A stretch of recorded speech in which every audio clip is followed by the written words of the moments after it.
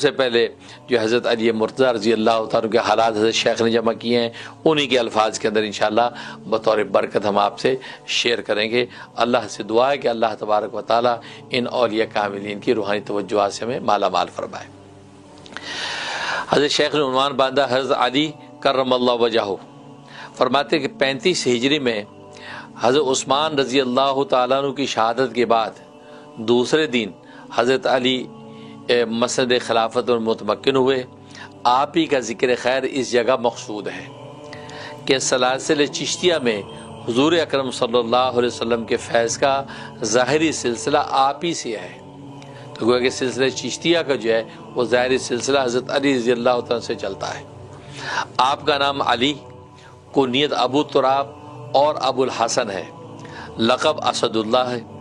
آپ کا نسب یہ ہے علی ابن ابی طالب بن عبد المطلب بن ہاشم بن عبد مناف، اور تیسری پشت میں یعنی عبد المطلب پر جا کر آپ کا نسب حضور صلی اللہ علیہ وسلم کے نسب سے مل جاتا ہے۔ عجیب اتفاق ہے، بلکہ عجیب معجزہ ہے کہ نسب کے اعتبار سے جو شخص جتنا دور ہے وہ اتنا ہی خلافت کے اعتبار سے قریب ہے، اور نسب کے لحاظ سے جو شخص جتنا قریب ہے خلافت میں اتنا ہی دور ہے۔ حافظ ابن حجر عسقلانی رحمہ اللہ تعالی نے اصابہ میں لکھا ہے کہ صحیح قول کے موافق آپ کی ولادت نبوت سے 10 سال قبل ہوئی اور حضور صلی اللہ علیہ وسلم ہی کی گود میں پرورش پائی۔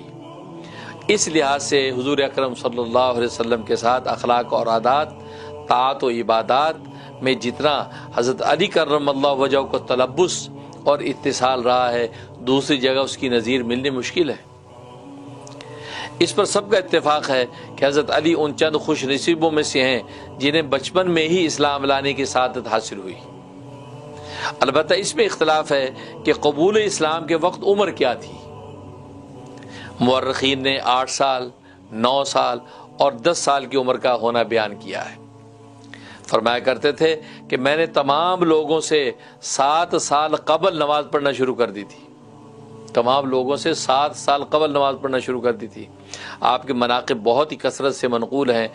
حضرت امام احمد بن حنبل رحمہ اللہ تعالیٰ کا مقولہ ہے کہ حضرت علی رضی اللہ تعالیٰ کے مناقب جتنے منقول ہیں کسی دوسرے صحابی کے اتنے مناقب منقول نہیں ہیں، جتنے مناقب آپ کے منقول ہیں کسی اور صحابی کے اتنے مناقب منقول نہیں ہیں۔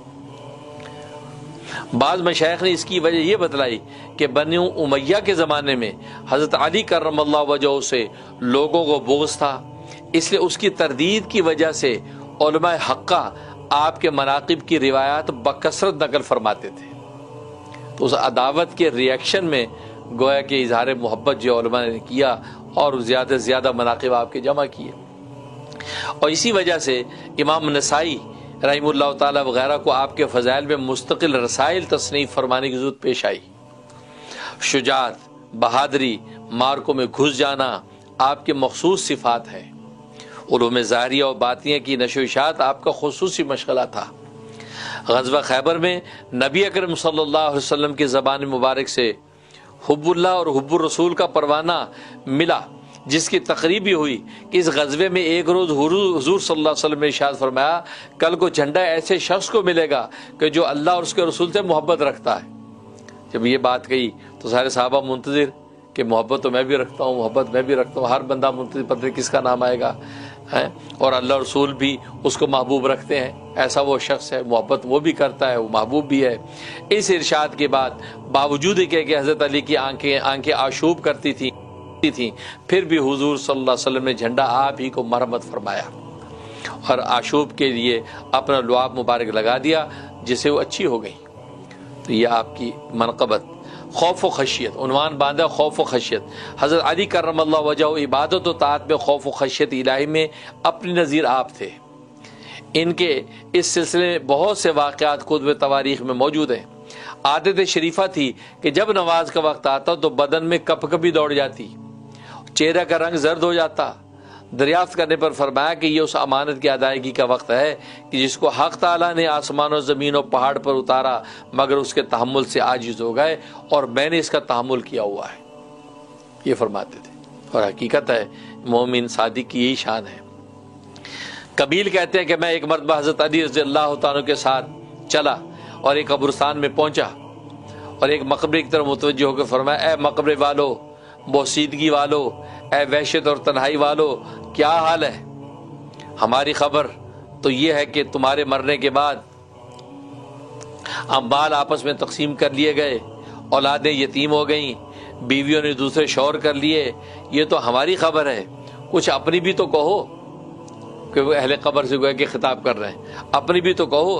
اس پر حضرت کمیل کی طرف متوجہ ہوئے فرمایا، اگر ان کو بات چیت کی اجازت ہوتی تو یوں کہتے کہ بہترین توشہ تقویٰ ہے، بہترین توشہ تقویٰ ہے، یہ فرما کر خوب روئے۔ کہ گویا کہ وہ جتنے مرحومین ہیں قبرستان میں، وہ اگر بولتے تو یہ کہتے کہ بہترین یہ توشہ تقویٰ ہے۔ اور پھر آپ رونے لگے۔ فرمایا، کمیل، قبر عمل کا صندوق ہے اور موت کے وقت اپنی زندگی کے کیے ہوئے اچھے اور برے اعمال معلوم ہو جاتے ہیں۔ تو گویا کہ موت جب آتی ہے تو اچھے برے اعمال کا پتہ چل جاتا ہے۔ اسے فرمایا کہ قبر عمل کا صندوق ہے کہ وہاں سارے اعمال جمع ہوتے ہیں۔ حضرت شیخ عنوان باندھتے حادثہ انتقال۔ حضرت علی کرم اللہ وجہہ 35 ہجری میں خلیفہ بنائے گئے، 3 دن کم 5 سال خلیفہ رہے۔ 18 رمضان 40 ہجری کو عبد الرحمن ابن ملجم کے ہاتھ سے کوفہ میں شہید ہوئے۔ واقعہ کی اجمالی تاریخ یہ ہے کہ جنگ نہروان کے بعد مکہ معظمہ میں 3 خارجیوں کا اجتماع ہوا، عبد الرحمن ابن ملجم، عمر ابن بکیر، برق ابن عبداللہ۔ ان بدبختوں نے آپس میں یہ طے کیا کہ حضرت علی کرم اللہ وجہہ، حضرت معاویہ ابن سفیان، حضرت عمر ابن عاص کو قتل کر دیا جائے، کیونکہ یہ 3 جو صحابہ ہیں ان کو قتل کرنے کا پلان کیا خارجیوں نے۔ ابن ملجم نے حضرت علی کے قتل کی ذمہ داری لی، ابن ملجم نے کہا میں حضرت کی قتل کروں گا۔ عمر ابن بکیر نے حضرت عمر ابن عاص کی، اور برق نے حضرت معاویہ رضی اللہ تعالیٰ کے قتل کی ذمہ داری اٹھائی۔ ابن ملجم تو اپنی شقاوت آمیز ذمہ داری میں کامیاب ہو کر خاسر الدنیا والآخرہ کا مصداق بنا، اور وہ دونوں اپنے مقصد میں ناکام ہوئے۔ تو گویا کہ وہ عمر بن عاص اور سیدہ امیر معاویہ یہ دونوں بچ گئے، کیونکہ ظاہر ہے کہ وہ اپنے ٹارگٹ میں ان کے دشمن ناکام ہوئے۔ حضرت علی بہت سویرے مسجد تشریف لے جایا کرتے تھے، راہ میں سونے والوں کو الصلاۃ الصلاۃ کہہ کر اٹھاتے جاتے تھے۔ ایک رات میں ابن ملجم مسجد کے راستے میں چھپ کر بیٹھ گیا۔ جب آپ اس کے قریب گئے اور پاس سے گزرے، اسے پیشانی مبارک پر تلوار ماری جو دماغ کے اندر تک جا پہنچی، داڑھی خون سے تر ہو گئی۔ لوگ اس حادثے کو دیکھ کر دوڑ پڑے، ابن ملجم کو پکڑ لیا۔ حضرت علی رضی اللہ تعالیٰ نے فرمایا کہ اس کو ابھی قتل نہ کرنا، اگر میں اچھا ہو گیا تو میں جو چاہے معاملہ اپنے اختیار سے کروں گا، اور اگر انتقال کر گیا تو جس طرح اس نے ایک ضرب میرے لگائی ہے تم بھی لگا دینا، یہ فرمایا۔ آپ کے انتقال کے بعد ابن ملجم کو بے دردی سے قتل کر دیا گیا۔